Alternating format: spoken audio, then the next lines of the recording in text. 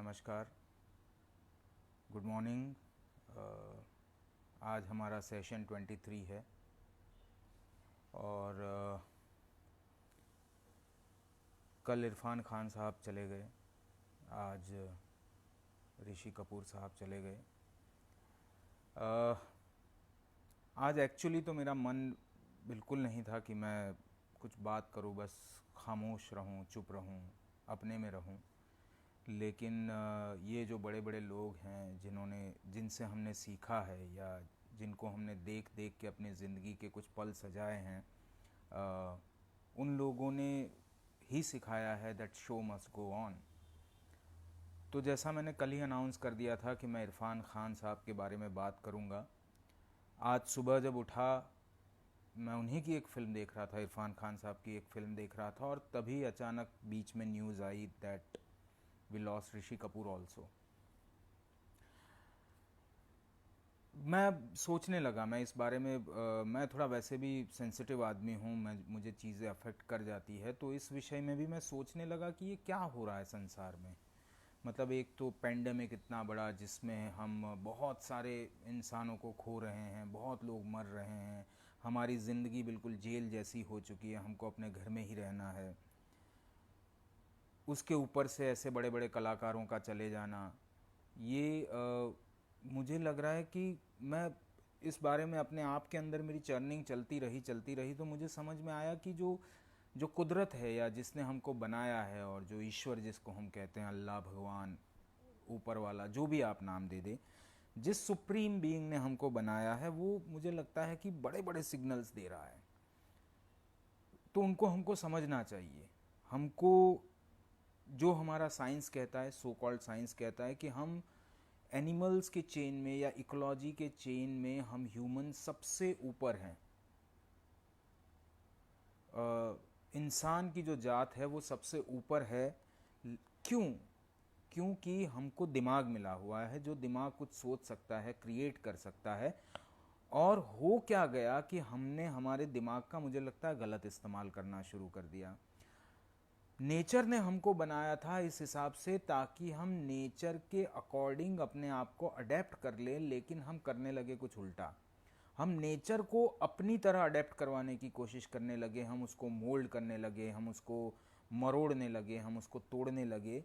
तो फिर ऊपर वाले को हमको सिग्नल्स देने पड़े, उसको बताना पड़ा कि मत करो ऐसा। इसीलिए ऐसे पेंडेमिक्स हो रहे हैं। और कलाकार कलाकार क्यों इतना इम्पोर्टेंट होता है किसी भी सोसाइटी में, किसी भी ह्यूमन लाइफ में, किसी भी देश में। नमस्कार सबको, नमस्कार। आज मैं ज़्यादा हाई हेलो करने का मन नहीं है, क्योंकि आज माहौल थोड़ा सैड है। मैं भी बहुत अंदर से हिला हुआ हूँ, क्योंकि कल हमने इरफान खान साहब को खो दिया, who was epitome of the craft, जो परफेक्शन हालांकि बहुत ही बड़ा मिथ है, लेकिन इरफान खान, इससे आप इतना कुछ सीख सकते हैं, इतना कुछ समझ सकते हैं कि जिसका कोई दायरा नहीं है। He was unlimited. उनको कल हमने खो दिया। आज ऋषि कपूर साहब को खो दिया। ऋषि कपूर साहब अपने आप में कितनी बड़ी मिसाल है। उन्होंने क्या क्या नहीं दिया है हम लोगों को, उनके स्टाइल से लेकर, उनकी फिल्मों से लेकर, उनके एंटरटेनमेंट से लेकर, उनका मुंह फटपना, जिस तरह से वो बोल देते थे हर इशू के ऊपर, वो सामने वाले को बता देते थे उसकी सच्चाई, वो बहुत ही प्रैक्टिकल। मुझे, मेरा सदनसीब है, मेरी खुशकिस्मती है कि मुझे इरफान खान साहब को भी पर्सनली मिलने का मौका मिला है 2-3 बार, और ऋषि कपूर साहब को मुझे डायरेक्ट करने का मौका मिला है एक टेलीविज़न शो के लिए। And he was one of the most practical person on set. उनको टाइम वेस्ट करना बिल्कुल पसंद नहीं लगता था ऋषि कपूर के साथ। एक शो था जिसमें वो आए थे अपनी धर्मपत्नी नीतू सिंह जी के साथ, और कुछ लाइट्स का इशू हो गया था जिस वजह से टेक हो नहीं पा रहा था। तो मैं उनके पास जाकर मैंने उनको बोला कि सर ऐसा ऐसा हो रहा है। तो वो थोड़ा गुस्सा हो गए और फिर मुझे बोला कि जल्दी करवाओ, मेरे पास समय नहीं है। फिर मैं चला गया सॉरी बोलकर, और फिर जब मैं थोड़ा आगे गया तो उन्होंने वापस बुलाया, इधर आओ। मैं वापस गया, उन्होंने बोला कि अच्छा हुआ तूने बता दिया, अब मैं थोड़ी देर बैठ लेता हूँ, जब ठीक हो जाए तब मुझे बुला लेना। सो एक कलाकार, एक आर्टिस्ट जो होता है, चाहे आप इरफान खान साहब की बात करो, चाहे आप नसीर अपना ऋषि कपूर साहब की बात कीजिए, इन सब कलाकार के अंदर एक ना भावों का समंदर हमेशा उमड़ता रहता है। वो कुछ बोल देते हैं, कुछ कर देते हैं और उसके बाद रियलाइज़ भी करते हैं, फिर आपसे बात करते हैं। तो ऐसे दो एपिटोम, बहुत बड़ी पर्सनालिटीज़ हम दोनों, हमारे बीच से चली गई। कल जब मैंने ये पोस्ट पे मैंने अनाउंस किया कि I am going to talk and we all going to talk, you can always share your thoughts about Irfan साहब, your thoughts about Rishi Kapoor साहब। लेकिन कल से मैं अपने आप को, मुझे ऐसा लगा कि मैं इरफान खान को ओढ़ रहा हूँ। जो इरफान खान चले गए, मैं उनको ओढ़ने की कोशिश कर रहा हूँ, क्योंकि एज एन एक्टर, एक्टिंग के एक स्टूडेंट के तौर पे मेरी हमेशा से ये ना एक मेरा एक स्ट्रगल रहा कि मैं इरफान खान साहब के ना सीक्रेट को समझ जाऊं। ये आदमी इतना अच्छा परफॉर्म कैसे कर लेता है, ये इंसान ऐसा क्या है इसके अंदर जो इसको इतना यूनिक बना देता है। इरफान खान साहब की सबसे अमेजिंग चीज़ क्या थी जिस वजह से आज हम सब उनको इतनी बुरी तरह से मिस कर रहे हैं, इतने दुख में हैं, वो ये कि वो एक ऐसे एक्टर थे जिनको आपका मन करता था कि देखते ही रहे। जब फिल्म ख़त्म हो जाती थी, कहानी ख़त्म हो जाती थी, उसके बाद भी आपको लगता था कि इरफान खान आपके सामने परफॉर्म करते रहे।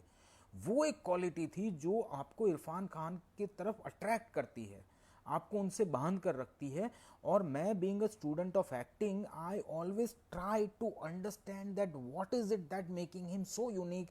ही is not doing anything, he is not putting too much of efforts in his performance, he is not overdoing anything, he is not trying to perform to the gallery। ये सारी चीज़ें होने के बाद भी मुझे ये एक्टर क्यों अट्रैक्ट करके रखता है, क्या है इसके अंदर ऐसा जो मुझसे मुझसे छूटे नहीं छूट पा रहा है। इसलिए मेरी ये एक पर्सनल स्ट्रगल थी इरफान खान साहब के क्राफ्ट को समझने की, उनके परफॉर्मेंस को, उनकी एफर्टलेसनेस को समझने की।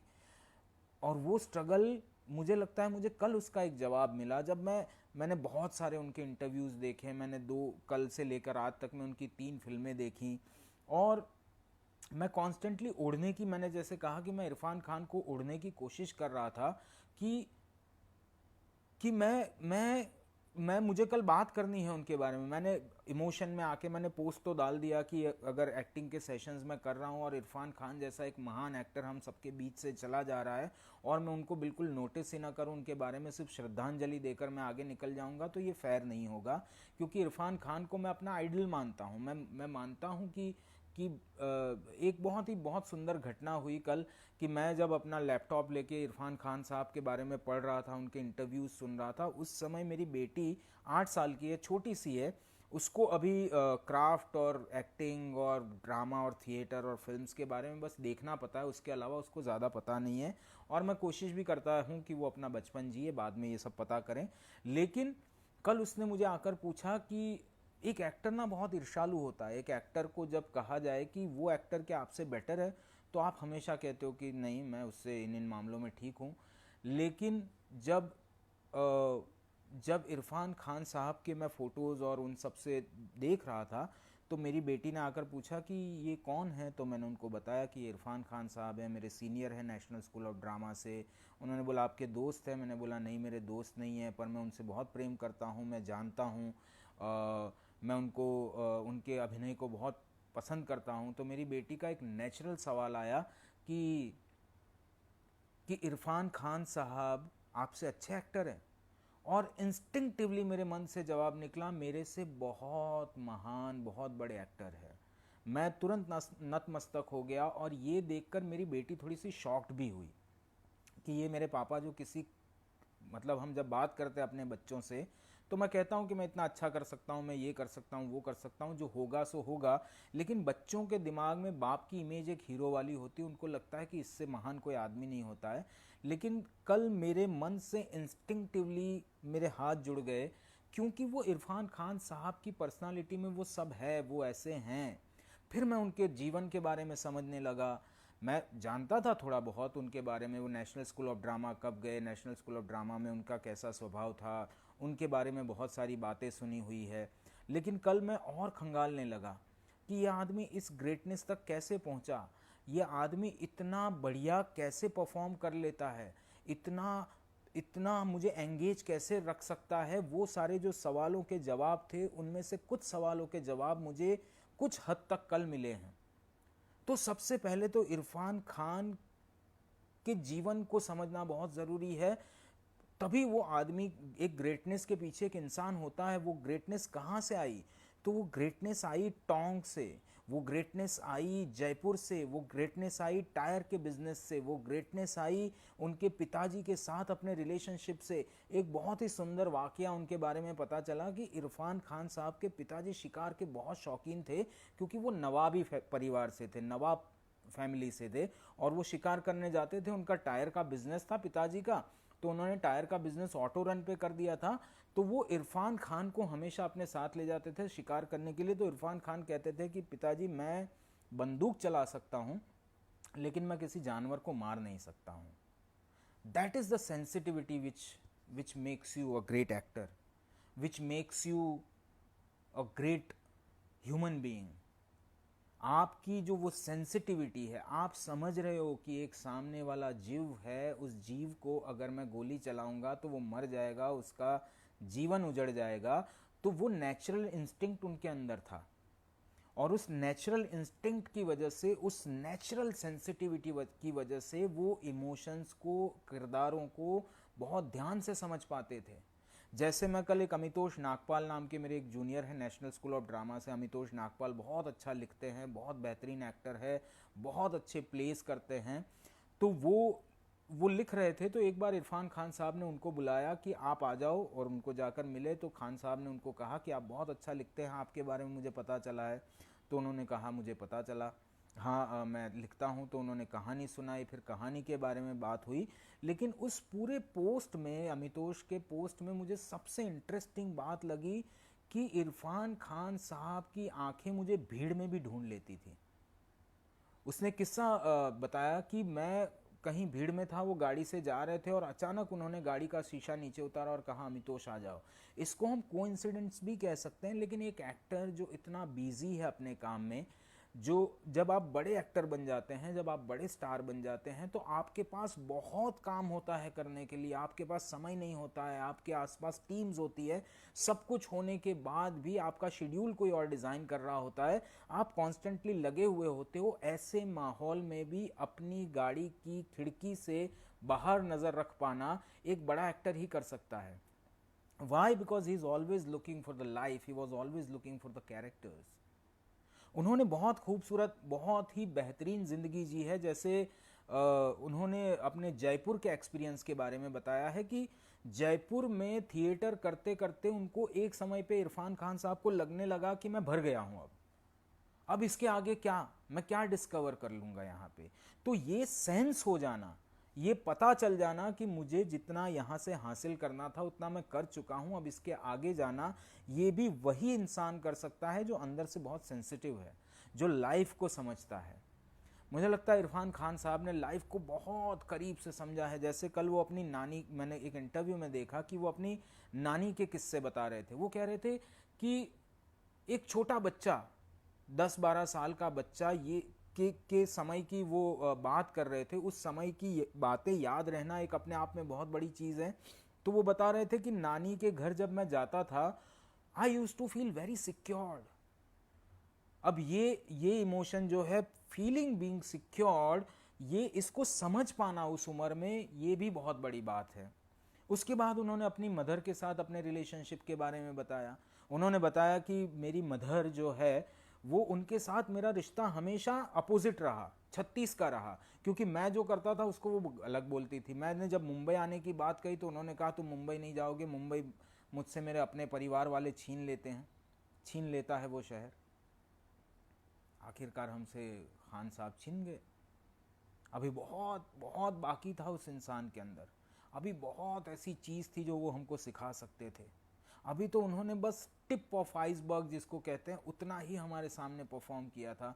मुझे लगता है कि वो इन्फिनिटी है इरफान खान, जिनके पास इतना कुछ है। जैसे मैं कल 2 फिल्में मैंने देखी, कल रात को मैंने एक फिल्म देखी इंग्लिश मीडियम, जो मैं बहुत समय से नहीं देख पा रहा था। मैं देखने की कोशिश कर रहा था, लेकिन कल मौका ऐसा बन गया, माहौल ऐसा था कि मैं रोक ही नहीं पाया अपने आप को। मेरी वाइफ के साथ लड़ाई भी हुई, पर मैंने वो फिल्म देखी और आज सुबह मैंने पान सिंह तोमर देखी, तो पान सिंह तोमर में भी इरफान खान उतने ही है, और वो जो उनका कैरेक्टर है इंग्लिश मीडियम में उसमें भी वो उतने ही है।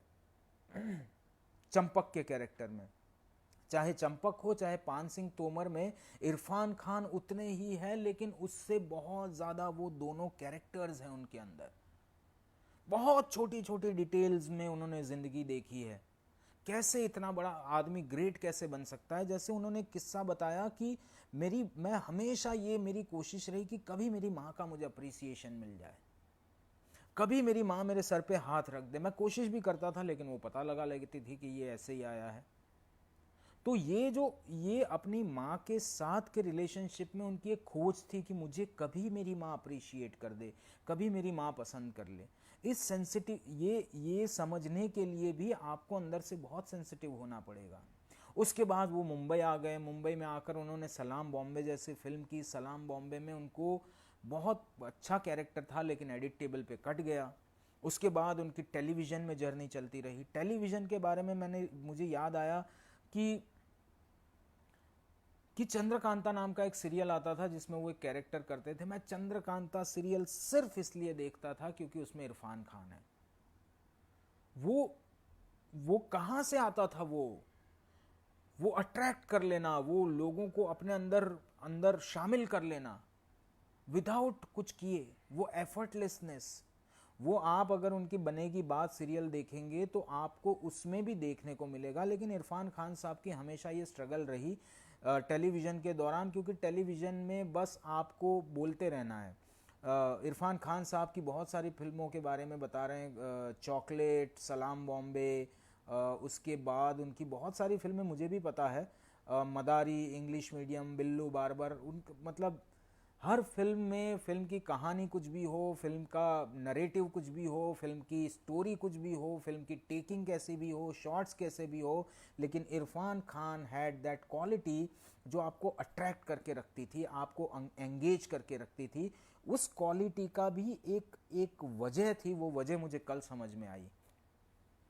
वो क्यों था, वो कैसे था, वो समझ में आया। जैसे उनका शौक पतंगबाजी को लेकर एक शौक था कि उनको पतंग उड़ाना बहुत अच्छा लगता था इरफान खान साहब को। जी, पान सिंह तोमर, बहुत सारी फिल्में हैं उनकी। पान सिंह तोमर तो मैंने आज सुबह ही देखी। सुबह जल्दी उठ गया था क्योंकि मुझे फिल्म देखनी थी। मैं देख चुका था पहले पान सिंह तोमर, लेकिन आज सुबह मैंने फिर से एक बार देखी, बहुत अच्छा लगा। मैं देखने की कोशिश कर रहा था कि एक तो इंसान है, एक इंसान के पीछे ग्रेटनेस की वजह क्या है। तो उस इंसान के पीछे ग्रेटनेस की वजह यह है कि वो लाइफ को बहुत अच्छे से समझता था, वो लाइफ को बहुत सेंसिटिवली देखता था। जयपुर में उनका जवाहर कला केंद्र में उन्होंने कुछ नाटक किए। उन्होंने अपने पहले नाटक का किस्सा भी बताया कि लोग कैसे उनको हड़काने लगे, कैसे उनके ऊपर सीटियां बजने लगी, कैसे हूटिंग होने लगी। एक कमज़ोर दिल वाला एक्टर जो होता है वो ऐसी चीज़ों से वहीं हथियार छोड़ देगा। लेकिन जब आपको अपनी पहचान होती है, जो इरफान खान साहब को पहचान थी, और उस पहचान की वजह से वो हंस रहे थे उस किस्से पर, उन्होंने सोचा अब मेरा यहाँ पे काम हो गया, अब मुझे आगे बढ़ना है। तो वो चले गए नेशनल स्कूल ऑफ ड्रामा। और नेशनल स्कूल ऑफ ड्रामा में कहते हैं, मैंने मीता वशिष्ठ जी का एक स्टेटमेंट पढ़ा कि he used to always talk about Naseeruddin Shah. Naseeruddin Shah को वो ओढ़ के रखते थे, तो लोगों को बोलना पड़ता था कि भाई नसीरुद्दीन शाह को माफ कर दो। ये थे इरफान खान साहब। उनकी पत्नी का कहना है कि हमारे पूरे बैच में सिर्फ एक बंदा था जिसके हाथ में हमेशा किताब रहती थी, हमेशा पढ़ता रहता था। ये बहुत बड़ी बात है। क्यों बहुत बड़ी बात है कि एज एन एक्टर आपको रियलाइज हो ना हो, आपको उसका लॉजिक पता ना हो या हो, जब आप किताबों में घुसते हैं तो आप बहुत सारी दुनिया को जानते हैं, अलग अलग, जो आपकी नहीं है। जो हो सकता है फैंटेसी हो, जो हो सकता है मिस्ट्री हो, जो हो सकता है लव स्टोरी हो, जो हो सकता है सस्पेंस हो। तो किताबों के जरिए आप एज एन एक्टर बहुत कुछ बटोर सकते हैं। वो इरफान खान साहब एनएसडी के दिनों में ही बटोर रहे थे। मैं भी उन मूर्खों में से एक हूं जिसने एनएसडी के दिनों में बहुत कम पढ़ाई की, पढ़ना जिसको कहते हैं। हम हमेशा इसी में लगे रहे कि हम एक्टिंग कर ले। मेरा एक बैचमेट है, मैं उसको बहुत अप्रिशिएट करता हूँ उस बात के लिए जी। जब मैं कल इरफान खान साहब के बारे में पढ़ रहा था, मुझे उसकी भी याद आ गई। चिन्मय मांडलेकर मराठी फिल्मों में, टीवी में बहुत अच्छा काम करते हैं। तो चिन्मय मांडलेकर की भी यही आदत थी कि वो किताबें उसके हाथ में हमेशा होती थी। कोई भी एक भी मोमेंट वो नहीं जाने देता था जिसमें किताब वो ना पढ़ पाए। इसीलिए वो बहुत डेप्थ है उसके परफॉर्मेंस में, उसके अभिनय में, उसके उसके काम में, उसकी बातों में। और वही डेप्थ इरफान खान साहब में है। इरफान खान साहब ने भी बहुत कुछ बटोरा जिंदगी से, सबसे ज़्यादा जिंदगी से बटोरा। फिर इरफान खान साहब बात करते हैं इंट्यूटिवनेस की, इंस्टिंक्ट्स की। मैंने जब इस बारे में सोचा कि कहाँ से आता है इंट्यूटिवनेस और instinct. He had a eyes and smile that does require any acting. His eyes and smile was enough to portray a character. No sir, Raj Prusti sir, I don't agree with that. बहुत सारे actors मैंने देखे हैं जिनकी बहुत अच्छी आंखें होती है, बहुत बढ़िया स्माइल होती है, लेकिन वो इरफान खान साहब जैसा परफॉर्म नहीं कर पाते हैं। वो इसलिए नहीं कर पाते हैं क्योंकि वो जिंदगी की डेप्थ तक नहीं पहुंच पाते हैं। मैं पहले से ही कह रहा हूं अपने पहले सेशंस में कि किसी भी कॉन्सेप्ट को समझ लेना, अंडरस्टैंड कर लेना, उसको दिमाग में उतार लेना बहुत आसान है, पर उससे बहुत ज़्यादा मुश्किल है उस कॉन्सेप्ट को पोर्ट्रे कर पाना। नहीं कर पाना as an actor is the most difficult job, not to act. And Irfan Khan साहब is the greatest example of that. Not to act, just go through it, just experience it. छोटे छोटे मोमेंट्स, जैसे एक बहुत ही फनी लेकिन बहुत ही बढ़िया मोमेंट था इस फिल्म में, इंग्लिश मीडियम में, कि वो उनकी बेटी को सर्टिफिकेट मिल रहा है और बेटी के साथ पिताजी को भी ऊपर बुलाया जाता है और सर्टिफिकेट लेने के बाद फोटो खींचनी है। तो वो बेटी तब तक मूव कर चुकी है, लेकिन जब हम स्टेज पे होते हैं, हम सामने देख रहे होते हैं, हमारे हाथ क्या कर रहे होते हैं हमको पता नहीं है, और वो हल्के से टीचर के हाथ को छू लेते हैं और फिर तुरंत हाथ हटा लेते हैं। ये मूवमेंट दिखने में बहुत छोटा है, लेकिन जब सिनेमा में आता है बहुत बड़ा मूवमेंट हो जाता है। और ये ऐसी डिटेलिंग है जो बहुत कम एक्टर्स समझ पाते हैं। इरफान खान साहब के परफॉर्मेंस में आप देखिए, वो साउंड्स का ऐसी, मैं लाउड करके बता रहा हूं लेकिन अच्छा, ये जो चीजें होती है, छोटे छोटे साउंड्स का इस्तेमाल वो बहुत बेहतरीन करते थे। और वो तभी कर पाएगा इंसान जब उसने जिंदगी को देखा है, जब उसने लोगों को ऐसे इस्तेमाल करते हुए देखा है। जैसे हमने पहले बात की है कि एक एक्टर के लिए अगर सबसे बड़ी किताब कोई है तो वो है दूसरे लोग, दूसरे इंसान। मुझे लगता है इरफान खान साहब बहुत डेप्थ में, जैसे उनकी आंखें और उनकी स्माइल के बारे में बोला अभी सर ने, वो तो था ही, लेकिन उससे बियॉन्ड था कुछ। वो था अंडरस्टैंडिंग ऑफ लाइफ। जैसे इंट्यूशंस की बात कर रहा था मैं, इंस्टिंक्ट्स की बात कर रहा था। कहाँ से आती है ये इंस्टिंक्ट्स और ये इंट्यूशंस और इंस्टिंक्ट आती है आपके फेलियर्स से। आप अगर फेल हुए हैं बहुत बार तो इंट्यूटिवनेस आपका बढ़ने लगता है। और इरफान खान साहब बहुत बार फेल हुए हैं। हासिल के उनके परफॉर्मेंस को देखकर लिख दिया गया प्रेस में कि he became a star overnight. लोगों ने तालियां बजा दी कि इरफान खान साहब आ गए, ही हैज अराइव्ड और he has become star. But no, he has put in more than 25 years before coming in हासिल। तो वो 25 सालों में उस आदमी ने अपने आप को बहुत प्रिपेयर कर लिया था। उसके अलावा भी उनका स्ट्रगल हमेशा चलता रहता था। उन्होंने फेलियर्स बहुत देखे थे। एक समय ऐसा आ गया था जब इरफान खान साहब थक चुके थे और उन्होंने सोचा कि हम प्रोड्यूस करने लगे। उन्होंने बहुत अच्छा, let us tell something about interaction with him. Yes Paresh भाई, I had few interactions with him.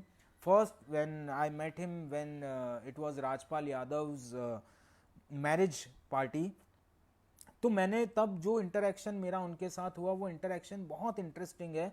मुझे आज भी याद है, उन्होंने काले कलर का शर्ट पहना हुआ था जिसकी बाँह यहाँ तक चढ़ी हुई थी, पैंट पहना हुआ था वो भी ब्लैक कलर का था, और हाथ में ग्लास था उनके, और ऐसा लग रहा था कि कोई बहुत बड़ा पर्सोना, तब उनकी हासिल फिल्म आई थी, लेकिन उस आदमी के पर्सोना में सालों का, सदियों का जीवन को समझने का, लिटरेचर को समझने का एक एक्सपीरियंस ऑलरेडी रिफ्लेक्ट कर रहा था। वो कैसे पता चला मुझे कि जब उन्होंने मुझसे बात की, बहुत छोटी सी बात की, बहुत छोटी सी बात, सिर्फ 2 सवाल पूछे उन्होंने।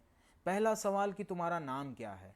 जनरली मैंने देखा है कि लोग ये सवाल पूछकर भी उनका ध्यान होता है कि मैं दूसरा सवाल क्या पूछूंगा, उसके बारे में सोचते रहते हैं। But Irfan Khan was in that moment and he asked me what is your name, और मैंने जब तक अपना जवाब नहीं दिया कि मेरा नाम हेमंत खेर है, तब तक मुझे लगता है उन्होंने दूसरा सवाल फॉर्म नहीं किया था अपने दिमाग में। वो जनरली लोग करते हैं। जब आदमी जीवन को इतना बेहतर तरीके से घोट के पी चुका है, समझ चुका है, तो वो ही इतना पेशेंट हो सकता है। जब मेरा पहला जवाब खत्म हुआ, उसके बाद उन्होंने पूछा मुझे दूसरा सवाल, एक पॉज लेकर, कि कौन सी बैच से हो और कब मुंबई आए। उसके बाद वो सवाल का जवाब सुनने के बाद उन्होंने कहा okay, very nice, work hard and enjoy right now. खत्म हो गई पहली घटना। पर उस घटना ने मुझे उस पर्सोना से मिलवा दिया था जिसके अंदर वो कुछ था जिसका जवाब मुझे कल मिला। वो क्या वो सीक्रेट था, एक सीक्रेट लाइन, एक छोटी सी लाइन जिसके अराउंड मैं पूरा परफॉर्मेंस अपना बिल्ड कर सकता हूं। वो कल मुझे समझ में आया जब मैं पढ़ रहा था, उनके बारे में सुन रहा था।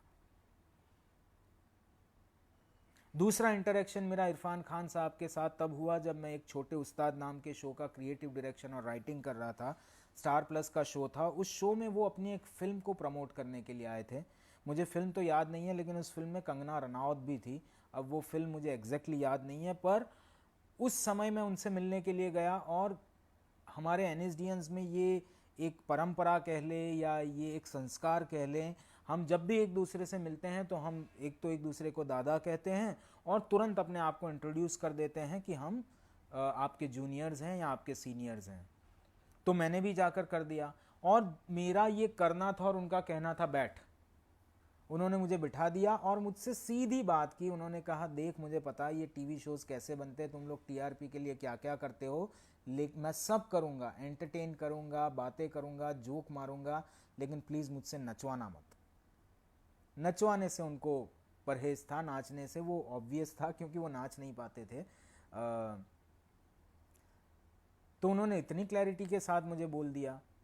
जनरली लोगों के मैनेजर्स बोलते हैं कि ये नहीं करेंगे, वो नहीं करेंगे। इरफान खान साहब ने मुझे सीधा मुंह पे बोल दिया and I was very happy.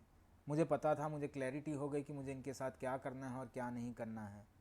So that was wonderful experience. In the same show I met Rishi Kapoor साहब।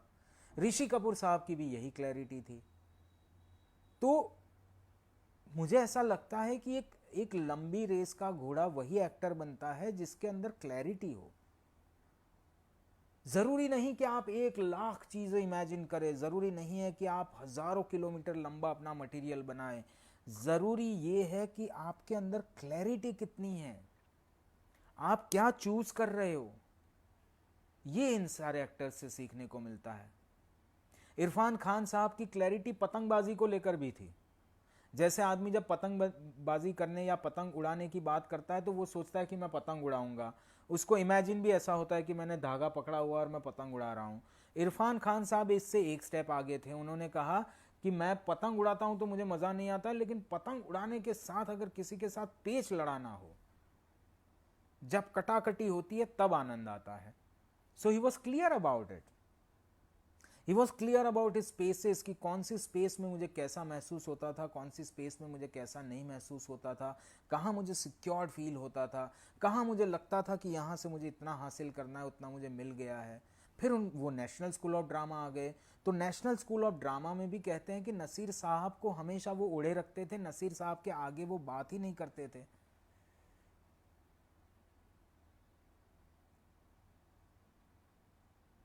तो एक लोग उनको कहते थे, रिक्वेस्ट करते थे कि बस नसीर साहब को छोड़ दीजिए। लेकिन ये एक एक्टर की भूख होती है, जैसे मैं इरफान खान साहब को नहीं छोड़ पा रहा हूं।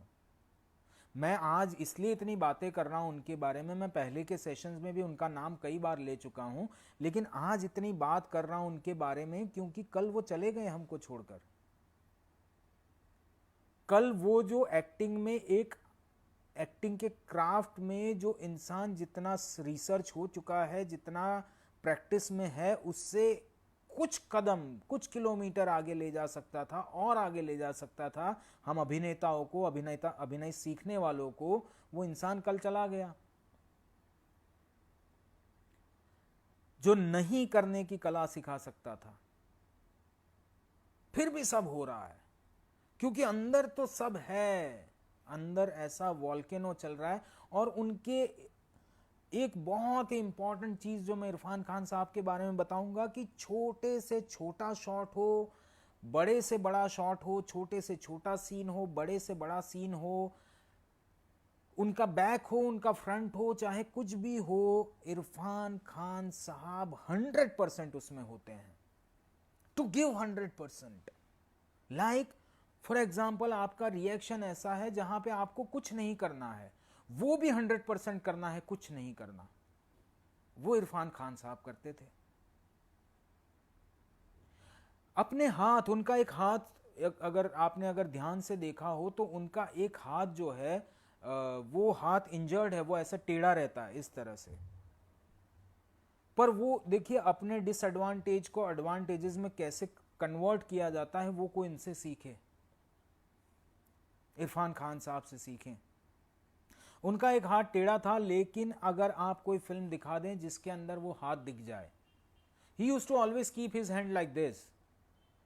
तो अगर टेढ़े को और थोड़ा टेढ़ा कर दिया तो पता ही नहीं चलेगा कि वो कितना टेढ़ा है। टेढ़े को अगर सीधा करने जाओगे तो उसमें कितना टेढ़ापन है वो दिख जाएगा। He knew that, he was very aware of it, and that's why मैंने बहुत ध्यान से देखने की कोशिश की कि मैं कहीं पकड़ पाऊं इस चीज को। लेकिन हर शॉट में जहां पे उनका ये हाथ यूज होने वाला है, he used to use it so intelligently. उनको एक आदत थी अपने पीछे वाले जेब के पास हाथ रख देने की, वो आदत उन्होंने बनाई थी ताकि उनका टेढ़ापन ना दिखे हाथ का। That was the greatness of him. Nuances, छोटी छोटी चीजें। पान सिंह तोमर में एक जगह पे दूसरे कैरेक्टर्स जो है वो सब्जियां साफ कर रहे हैं और ये अपने मुंह में एक फल्ली लेकर बैठे हुए हैं। कोई दूसरा एक्टर होता शायद वो फल्ली ना लेता, लेकिन उस माहौल में मैं हूं इसको जताने के लिए उन्होंने फल्ली ले ली। जिस तरह से उनकी बीवी छुपी हुई है और उसके पीछे जाके उसको पकड़ना, तो गांव वाले इंसान के हाथ में थोड़ी झिझक रहती है ऐसे फिजिकल रिलेशनशिप के लिए। और बात हो रही थी 80s की, 70s की, उस समय पे और झिझक थी, तो उनके हाथ में वो झिझक थी, उन्होंने उसको पकड़ा ही नहीं, उन्होंने ऐसे पकड़ा। तो ये छोटे छोटे डिटेल्स है, और वो छोटे छोटे डिटेल्स में आदमी तभी जा सकता है जब उसने डिटेल में जिंदगी जी है, उसने डिटेल में जिंदगी को समझा है, उसने डिटेल में दूसरों की लाइफ को देखा है, उसके साथ अपने आप को एसोसिएट किया है, उसके साथ वो जुड़ा है, और वो जुड़ाव ही आपके अंदर एज एन एक्टर वो सारे डिटेल्स लेकर आता है। वो कहते हैं मैं ज्यादा एनालाइज नहीं करता अपने कैरेक्टर, मैं इंस्टिंक्ट और इंट्यूशन पे चलता हूं। वो एक तरह से बिल्कुल सही बोल रहे हैं कि वो एनालाइज नहीं करते हैं, पर जब आप इरफान खान की तरफ 35 साल 30 साल एक्टिंग कर चुके हो, आपने बहुत सारे कैरेक्टर पोर्ट्रे कर लिए हैं, तब जाके आपके अंदर ये क्वालिटी आती है कि आप किसी चीज को एनालाइज ना करना पड़े, किसी कैरेक्टर को एनालाइज ना करना पड़े। वो बात थी उनके अंदर। कहते थे मैं एनालाइज नहीं करता हूं, मैं बस करता हूं। पर वो इतना आसानी से स्टेटमेंट दे देना कि मैं बस कर देता हूं इंस्टिंक्टिवली, इंट्यूटिवली, वो इतना आसान नहीं है। उसके लिए उन्होंने बहुत बार फेलियर को देखा होगा, तभी ये इंट्यूशन और इंस्टिंक्ट आते हैं। एक इतना ब्रिलियंट एक्टर जिसको 20 साल लग गए मेन स्ट्रीम हिंदी सिनेमा में आने के लिए। उन्होंने एक और किस्सा बताया कि जब मुझे उसके लिए बुलाया गया, वॉरियर के लिए, कहते हैं द वॉरियर नाम की एक फिल्म थी, डायरेक्टर इंग्लैंड के हैं, कपाड़िया उनका नाम याद नहीं आ रहा मुझे। उन्होंने उनको कास्ट किया था उस फिल्म के लिए। तो पहले तो वो जा ही नहीं रहे थे क्योंकि उनको लगा कि यार वॉरियर के कैरेक्टर में मैं कैसे सेट हो सकता हूँ, मैं तो दुबला पतला हूँ। लेकिन जब वो पहुंचे, बोले जैसे ही मैं उस रूम में पहुंचा जहां पे कापड़िया साहब बैठे हुए थे, तो मुझे जाते ही ये सेंस होने लगा कि there is something for me here, या और उस फिल्म ने उनकी जिंदगी बदल दी। वॉरियर के बाद इरफान खान वेस्ट में भी जाने लगे, हिंदुस्तान में भी जाने लगे। द वॉरियर मैंने नहीं देखी अभी तक वो फिल्म, लेकिन मैं देखूंगा, मैं कहीं से भी ढूंढ के देखूंगा। एक इंसान जो जिंदगी को करीब से जी रहा है, जिंदगी को करीब से जान रहा है, जो स्टार बनने के बाद भी जिसकी खिड़कियों से वो लाइफ देख रहा है, अपनी कार की खिड़कियों से, जो इंसान एनएसडी में होते हुए जिंदगी को देख रहा है, किताबें पढ़ रहा है, जो लोगों के करीब रहता है। उन्होंने एक किस्सा अपनी मारामारी का भी किसी के साथ बताया था, मीता वशिष्ठ जी के साथ उनकी एक लड़ाई भी हो गई थी। तो वो जी रहे थे, बेहतरीन जी रहे थे। अभी भी जो सेट्स पे लोग उनके साथ काम करके आए हैं और जिनसे बात हुई है, उन्होंने यही कहा है कि आपको लगता ही नहीं है कि वो इंसान कोई बहुत बड़ा स्टार, कोई बहुत बड़ा कोई ऑरा लेकर घूम रहा है। वो ऑरा उनको लेकर घूमने की जरूरत ही नहीं थी, दिखाने की जरूरत ही नहीं थी। As soon as you are around Irfan Khan, you would get that. He didn't have to put any effort, he didn't have to put any efforts, not in carrying the persona, not in portraying a character, not in performing in front of camera. दूसरी एक बहुत important बात इरफान खान साहब के बारे में समझ में आती है कि he was very very very aware of the technology that he is dealing with. रसूल पुकुट्टी साहब का एक मैंने आर्टिकल पढ़ा जिसमें वो कहते हैं कि मुझे इरफान को बार बार बोलना पड़ता था कि लाउड बोलो। एक्टर्स जो फॉल्स एक्टर्स हैं, जो एक्टर्स को सिर्फ एक्टिंग को सिर्फ बाहरी तौर पे समझते हैं, उनको सबसे पहले नजर आता है बोलना, बोलूं मैं। इरफान खान साहब बोलना ही नहीं चाहते थे, इसलिए उनको टेलीविजन से थोड़ी कोफ्त हो गई थी, टेलीविजन से वो थोड़े ऊब गए थे, क्योंकि वो बोले बिना बहुत कुछ करना चाह रहे थे और वो उन्होंने किया। तो वो टेक्नोलॉजी को बहुत अच्छी तरह से समझते थे। वो जानते थे कि मेरे लेपल माइक लगा हुआ है, वो बहुत सेंसिटिव है। वो जानते थे कि the camera can peep into my soul.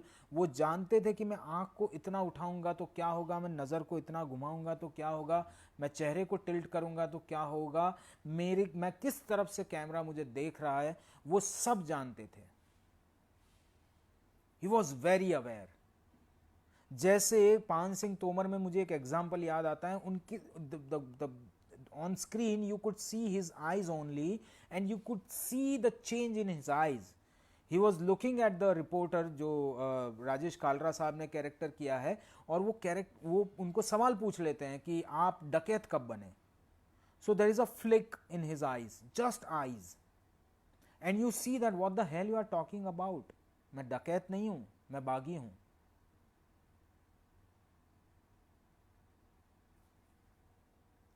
आनंद चौहान कहते हैं, सर आज मैंने एक पोस्ट से उनकी फिल्म द वॉरियर के शूट के समय के एक किस्सा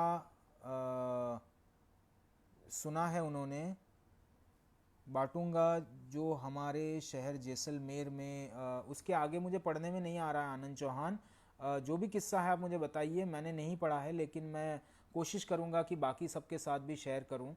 तो मैं ये कह रहा था कि इरफान खान साहब टेक्नोलॉजी को बहुत अच्छे से समझते थे। If you really want to be a film actor, it is very very important that you understand that the technology that you are doing, you are dealing with while you are shooting a film is very sensitive. You should understand that technology. जो मुझे इरफान खान साहब की बात, उनका हल्का सा Twitch, उनका हल्का सा नाक खुजा देना या उनका हल्का कान में हाथ डाल देना, हमको लगता है ये हो रहा है, पर वो he was aware and still he was 100% there in every shot, every scene, every take, always there 100%। और not only 100% physically mentally, but 100% emotionally. वो इतने कन्विंसिंग और इतने जेन्युइन हन कैरेक्टर में क्यों लगते थे? क्योंकि उनका जो इमोशन इतना ट्रूथफुली कम्युनिकेट हो रहा है। अगर किसी से नफरत कर रहा है वो कैरेक्टर, तो वो नफरत दिख रही है, किसी से प्रेम कर रहा है तो वो प्रेम दिख रही है, क्योंकि वो एक्टर जो है इरफान खान साहब 100% उस इमोशन से ट्रूथफुली गुजर रहे हैं, तभी हो पाएगा, और वो नजर आता है। दूसरा, इरफान खान साहब से अगर कोई सीख सकता है कुछ तो वो है रोकना। मैंने एक बहुत ही ब्यूटीफुल चीज नोटिस की है कि बड़े बड़े जो मोमेंट्स होते हैं, जो डिसाइडिंग मोमेंट होते हैं फिल्म में, उसको एक्टर डिसाइडिंग मोमेंट की तरह पोर्ट्रे करते हैं, और इरफान खान साहब उसको बिल्कुल पोर्ट्रे नहीं करते हैं। वो अपने आप को रोक लेते हैं उन डिसाइडिंग मोमेंट्स में, कुछ नहीं करते हैं वो। जैसे कुछ रियलाइजेशन होना, कोई भी एक्टर ऐसे करता है, ओ वाह मुझे समझ आ गया टाइप्स की एक्टिंग करने लगता है, but Irfan Khan would just look and go through that thought process of changing something, of understanding something. That's it, that's enough, that's more than done. जहां पे एक्टर के पास बहुत ज्यादा मौका होता है कि मैं अपने इमोशंस दिखा दूं लोगों पे, वैसे सारे मौकों पे इरफान खान साहब रोक लेते हैं अपने आप को, नहीं निकलने देते। और वो जो नहीं निकलने देना, वही हमारे दिल में घुस जाता है। वो फपक फकक के भी रोए हैं, खूब जोर जोर से भी रोए हैं, जरूरत के समय। जहां जरूरत नहीं है उन्होंने आंसू भी नहीं निकलने दिया। एक बहुत सुंदर शॉट मुझे याद आ रहा है पान सिंह तोमर का, जिसमें उनके बेटे को बहुत बुरी तरह से दूसरे लोगों ने पीटा है, उनके ही भाइयों ने, जिन्होंने उनकी जमीन हड़प ली है, और वो बेटे को मार के भेज दिया है। तो वो खटिया पे लेटा हुआ और इरफान खान साहब बैठे हैं, पान सिंह तोमर का कैरेक्टर बैठा हुआ है उनके बगल में, और वो ना उसकी आंख में आंसू है, ना वो बेटे को सहला रहे हैं, कुछ नहीं, nothing, not doing is acting. That is what Irfan Khan has taught us, and you can feel it, you can see it in every performances of his. और सबसे बड़ा सीक्रेट इरफान खान साहब के बारे में जिसने मेरे होश उड़ा दिए, बहुत छोटी सी बात, एक बहुत छोटी सी line about mystery. The life is mystery, so that mystery has to be in the performance, because what happens when you are in a film, you are replicating the life. आप किसी कैरेक्टर के चुने हुए moments को एक साथ पिरोकर एक कहानी बनाते हैं, और वो जो कैरेक्टर है वही एक लाइफ है। इरफान खान साहब ने जो उनका जो सीक्रेट है, जिस वजह से हम उनसे एंगेज रहते हैं, जिस वजह से हमको लगता है कि ये एक्टर परफॉर्म करता रहे, हम देखते रहे, तो कुछ लोग बोलते हैं उनकी आंखें, कुछ लोग बोलते हैं उनकी स्माइल, कुछ लोग बोलते हैं उनकी अंडरस्टैंडिंग। मैं कब से बता रहा हूं कि वो नहीं करने में, नॉट डूइंग में विश्वास रखते थे, गो through it, less is more की फिलॉसफी में विश्वास करते हैं, लेकिन मुझे सीक्रेट ये समझ में आया, the mystery, and that is what makes Irfan Khan a magician. You can't gauge कि ये आदमी इधर जाएगा, ये करेगा, वो मिस्ट्री से ही आता है, क्योंकि लाइफ भी वैसी साली मिस्ट्री है। किसी ने सोचा था कि आज हम ऋषि कपूर साहब को खो देंगे, कल हमने इरफान खान साहब को खो दिया। मिस्ट्री है, कुछ भी हो सकता है। किसी ने सोचा था कि फरवरी के महीने में हम बिल्कुल खुले सांड की तरह घूम रहे थे सड़कों पे, मार्च अप्रैल आते आते हम घर में कैद हो जाएंगे, एक कोविड-19 नाम की चीज आई। कोई सोचता है एवरी मोमेंट, इस मोमेंट क्या होने वाला, इस सेकंड के बाद क्या होने वाला है, the connection could go and I would not be talking to you. So उस मिस्ट्री को इरफान खान साहब बहुत अच्छे से समझते थे। He knew that there is a mystery about life and that mystery needs to be there in the performance. जब कोई एक्टर बहुत सालों का काम कर लेता है, बहुत talk about Madari and no problem, Madari is best and commercial comedy, no problem. Correct है सर, नो प्रॉब्लम अगर आप फिल्म देखें तो नो प्रॉब्लम में इरफान खान साहब का देखिए एक अच्छा एक्टर होता है सर, उसका ना कमर्शियल परफॉर्मेंस होता है ना उसका पैरेलल परफॉर्मेंस होता है। एक अच्छे एक्टर का परफॉर्मेंस रिदम में होता है, चाहे वो ट्रेजिक हो, चाहे वो ह्यूमर हो, चाहे वो लव हो, चाहे वो फाइट हो, चाहे वो रिवेंज हो, चाहे गुस्सा हो, कुछ भी हो। एक अच्छा एक्टर जो होता है वो लाइफ के रिदम को बहुत अच्छे से समझता है और इसीलिए उस रिदम को वो रेप्लिकेट कर पाता है अपने परफॉर्मेंस में। और वो रिदम इरफान खान साहब को पता था। इरफान खान साहब नाचते नहीं थे, गाते नहीं थे, but he new the rhythm, he would understand the rhythm very well. इसलिए इसलिए इसलिए वो महान एक्टर थे। और इन सारी चीजों के बावजूद रिदम को समझना, eyes, smile, not doing, going through the emotions internally, less is more, everything is right. But सबसे बड़ा क्रक्स मुझे इरफान खान साहब के बारे में समझ आया एज एन एक्टर, वो था मिस्ट्री। सर लाइफ को अगर सब समझ जाएगा तो और कुछ बचेगा ही नहीं। सार्थक, आप क्या देख रहे हो, एक्टिंग को मैथमेटिक्स की तरह देख रहे हो, but acting is not like mathematics. आप लाइफ के बारे में सब कुछ कभी नहीं समझ पाएंगे। अगर आप पूरी लाइफ को एक एक पार्टिकल में बांट के देखेंगे तो भी नहीं समझ पाएंगे। Life is that mysterious, so you would never be able to understand the life. ये सार्थक ने लिखा है कि सर लाइफ को अगर सब समझ जाएंगे तो और कुछ बचेगा ही नहीं। नहीं समझ पाएंगे, and that is the beauty of life, and that is the beauty of being an actor. जैसे सार्थक ने मुझे सवाल पूछा था कि सर हर इमोशंस का एक रीजन होता है, नहीं होता है। और अगर आपको और अच्छे से समझना है कि हर इमोशन का रीजन नहीं होता है तो बच्चों को ऑब्जर्व कीजिए, तो आपको ये बात बहुत अच्छे से समझ आ जाएगी कि इमोशंस के लिए रीजंस होना जरूरी नहीं है। They are pure, they are nature made. आप क्या इसका कोई रीजन ढूंढ सकते हैं कि नदी बहती क्यों है? नदी बहती है, ग्रेविटी वेविटी सब ठीक है। धरती क्यों घूम रही है, यूनिवर्स क्यों चल रहा है, उसका कोई रीजन नहीं है, it is there. So you have to be like that, you have to be. और खान साहब, इरफान खान साहब के हर परफॉर्मेंस में आपको देखेगा he is there 100%, sometimes more than 100%।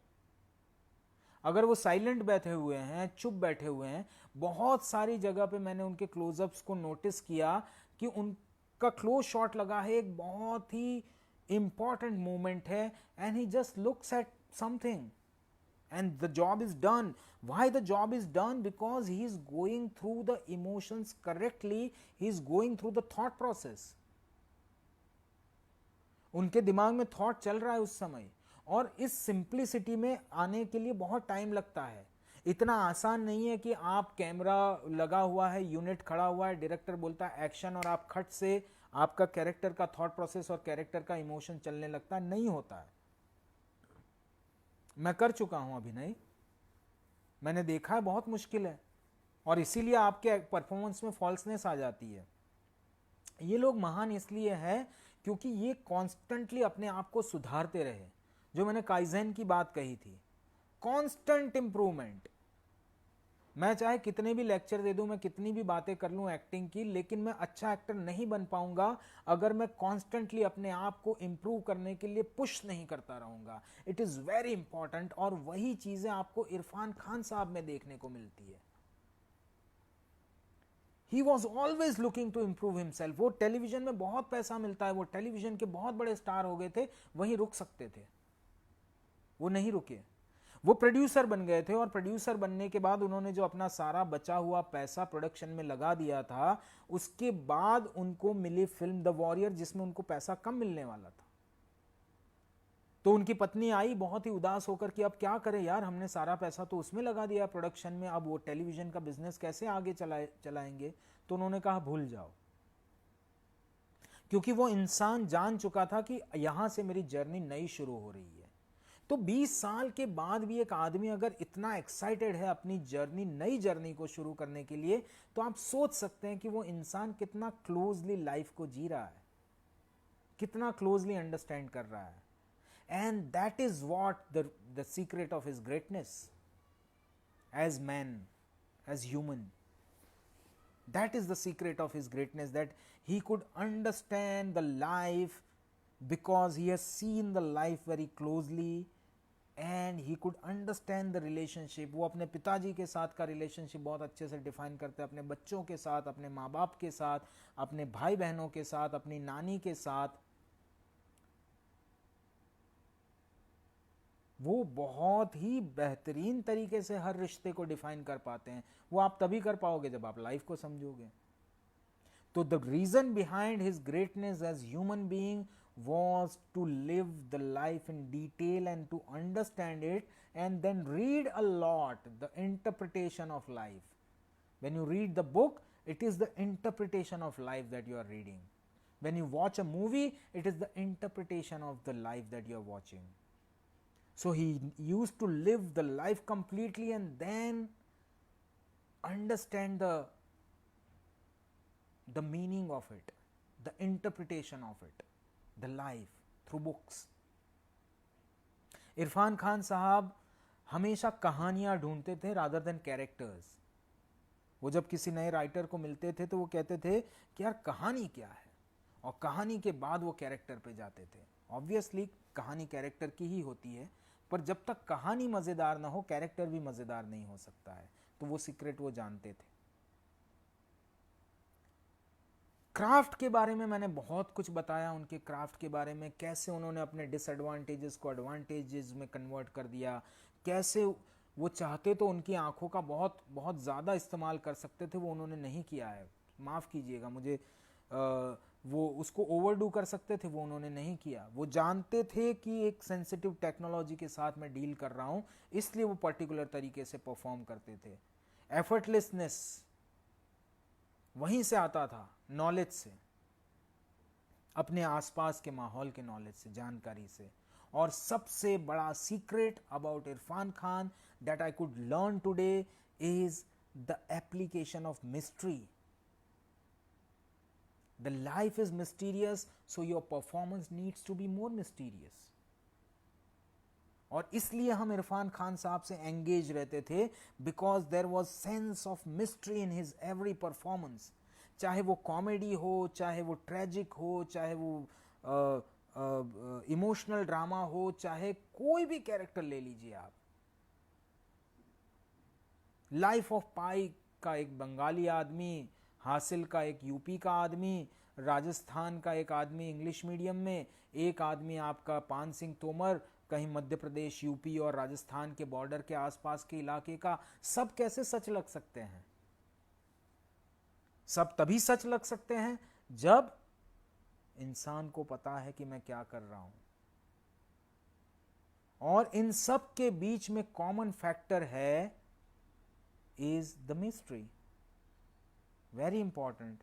Sir, there was a theory about his eyes that he used to watch candies a lot, that's why उनकी eyes ऐसी थी। क्या ये सच है? भैया ये मुझे सच है। He used to watch candles a lot, candles को देखते रहते थे इसलिए उनकी आंखें ऐसी हो गई। मैं नहीं मानता हूं इस बात को।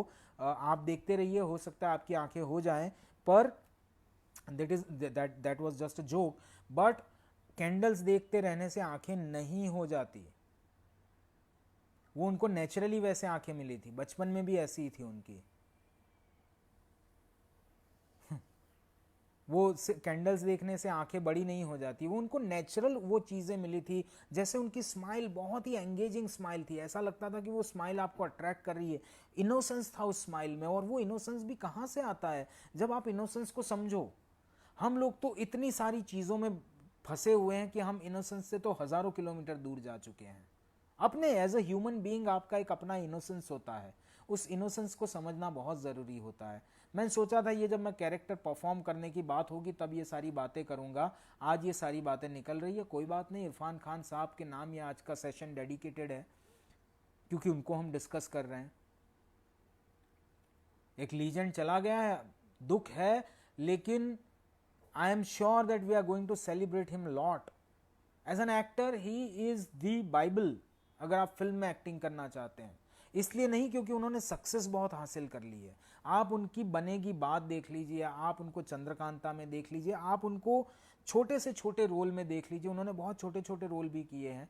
उनको भी देख लीजिए, हर जगह आपको आदमी की कंसिस्टेंसी नजर आएगी, आपको लगेगा कि क्या, आप अट्रैक्ट हो जाएंगे उनसे, ही इज अ मैग्नेट।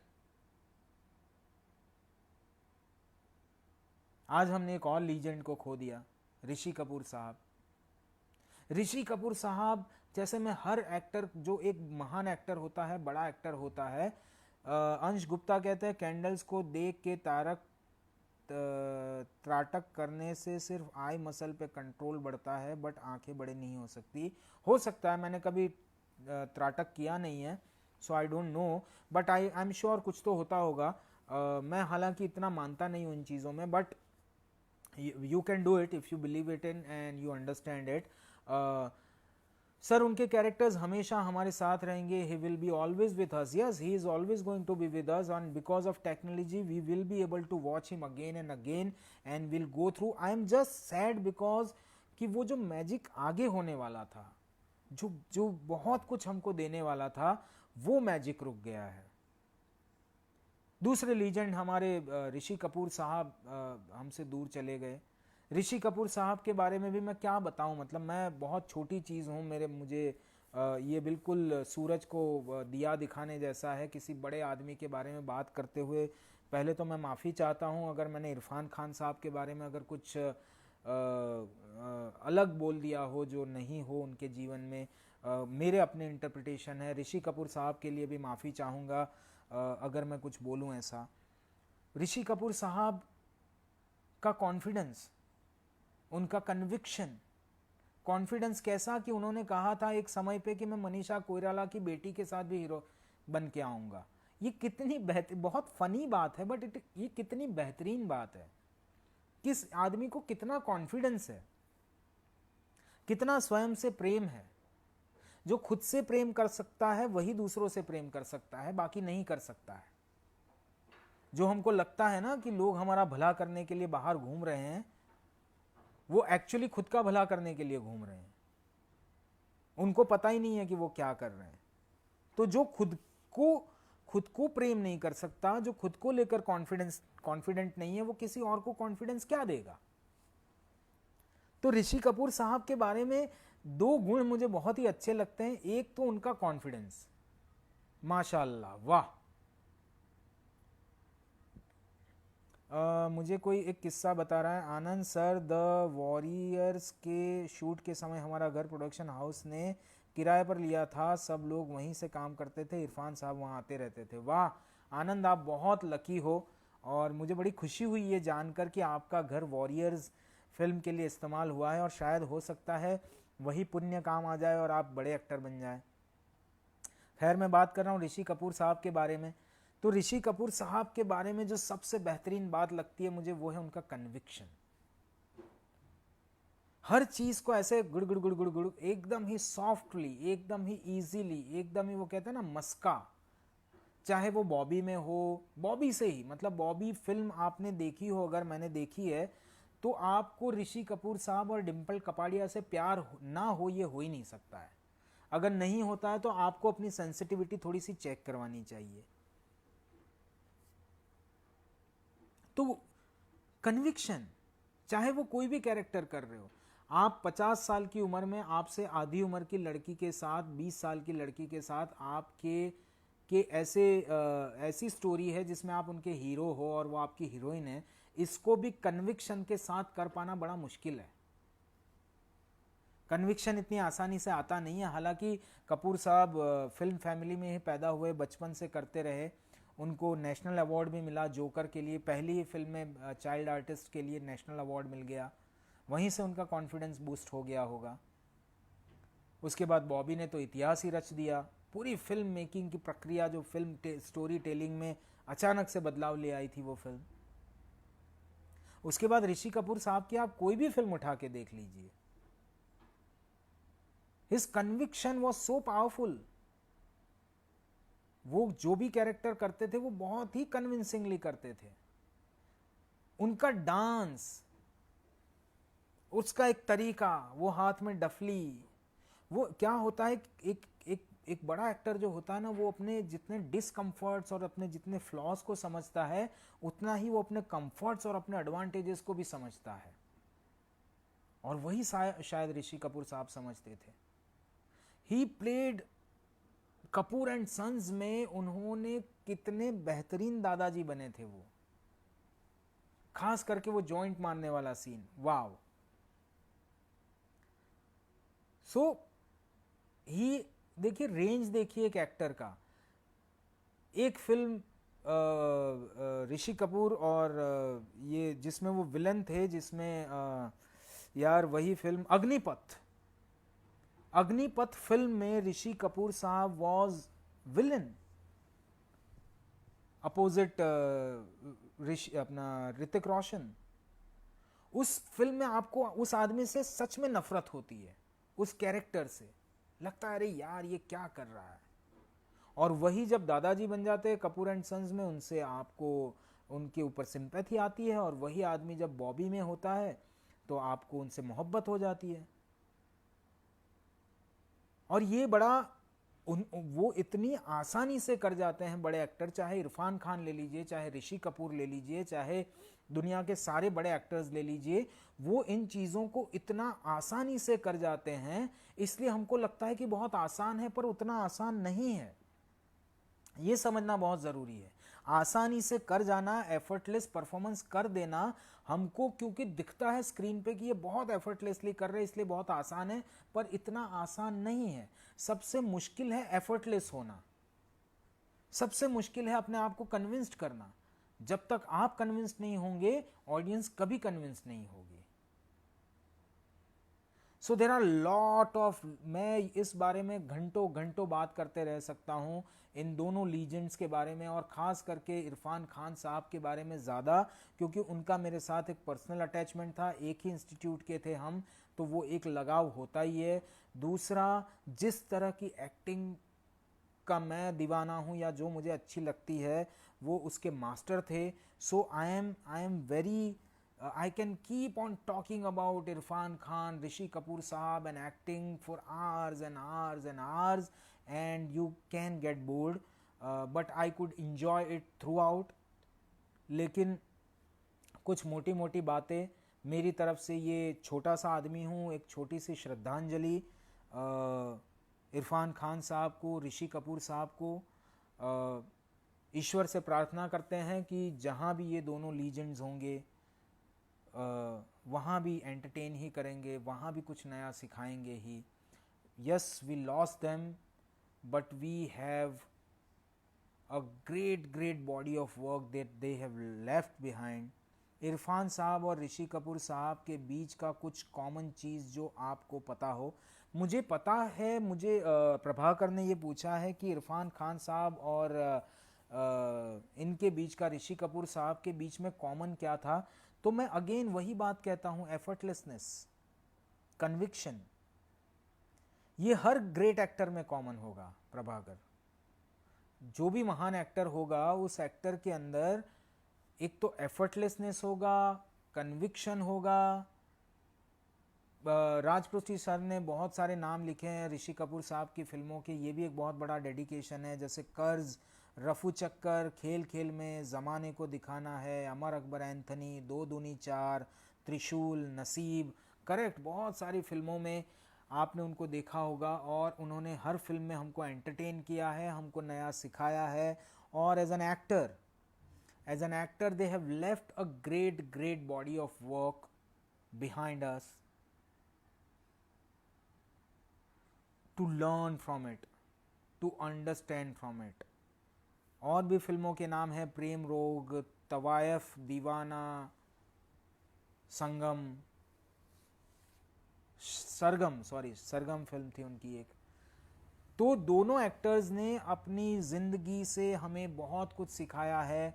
मैं बस इतना रिक्वेस्ट करता हूँ, अगर आपको एज एन एक्टर किसी एक्टर से कुछ सीखना है, अगर आपको इरफान खान साहब से कुछ सीखना है, ऋषि कपूर साहब से कुछ सीखना है, तो उनके क्राफ्ट और उनकी फिल्मों के अलावा try to learn the life that they lived.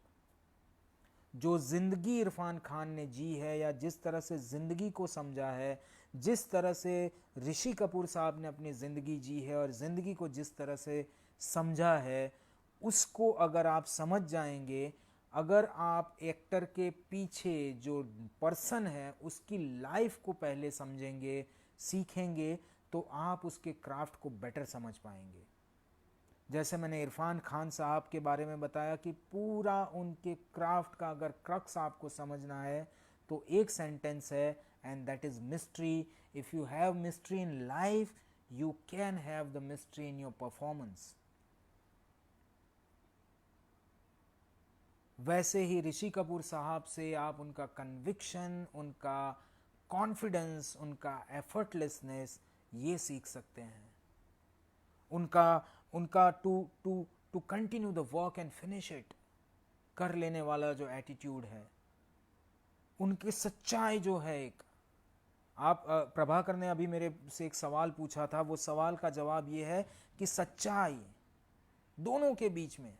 आप ऋषि कपूर साहब के ट्वीट्स पढ़ लीजिए, उनका सोशल मीडिया पे आउटबर्ट्स देख लीजिए, उनके इंटरव्यूज़ पढ़ लीजिए, उनका ऑटोबायोग्राफी पढ़ लीजिए, इरफान खान साहब की ऑटोबायोग्राफी पढ़ लीजिए।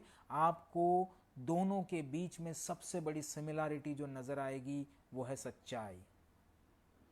अगर सच्चाई आपको आ गई तो एक्टिंग तो बहुत आसान है भाई, एक्टिंग इतनी मुश्किल नहीं है, एक्टिंग नहीं करना ज़्यादा मुश्किल है।